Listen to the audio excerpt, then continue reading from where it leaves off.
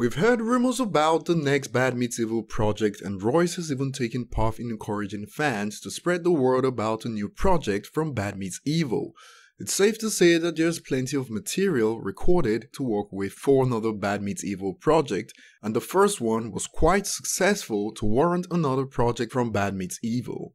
Hell, the sequel, debuted at #1 on the US Billboard 200 albums chart, has sold over 2 million copies globally and spawned 2 successful singles that both performed well on the charts in the United States, and Lighters even made its way up the charts in a couple of international markets.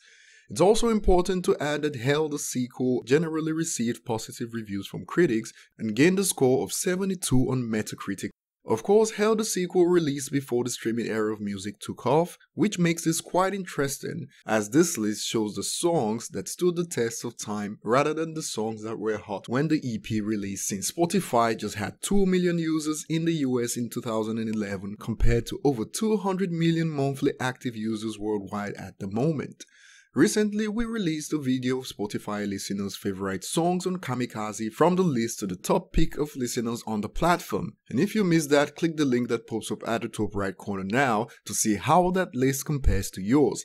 And today, Bad Meets Evil, Hell, the sequel, is getting the same treatment.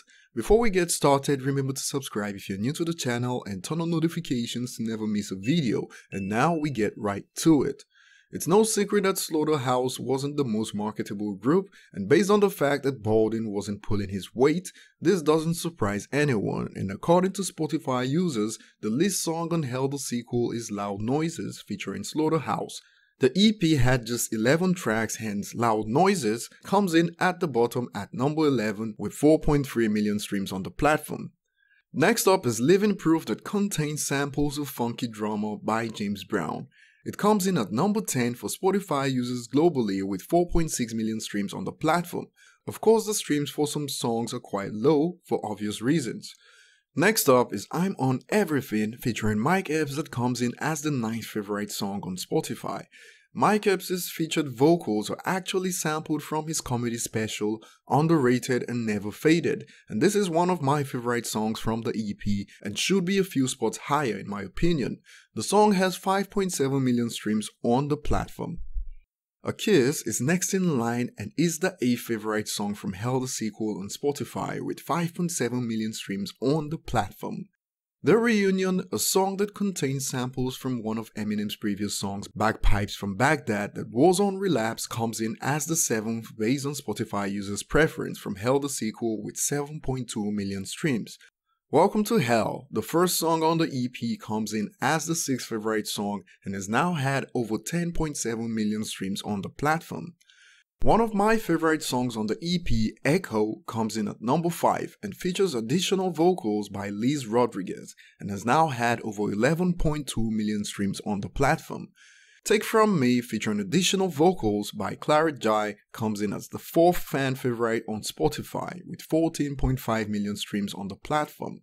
Coincidentally, Claret Jai's vocals also appeared on the next song in line, Above the Law, that comes in as the 3rd most streamed song from Hell, the sequel with 17.7 million streams on the platform.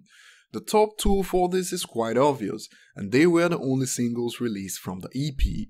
Fast Lane is the 2nd most streamed song on the platform with over 83.6 million streams, and as expected, Lighters takes it as the number 1 song from the EP on Spotify with over 86.8 million streams on the platform.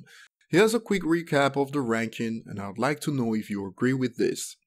Lighters, Fast Lane, Above the Law, Take From Me, Echo, Welcome to Hell, The Reunion, A Kiss, I'm On Everything, Living Proof, and Loud Noises.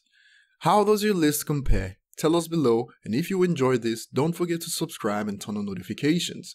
Thanks for watching, ET signing out.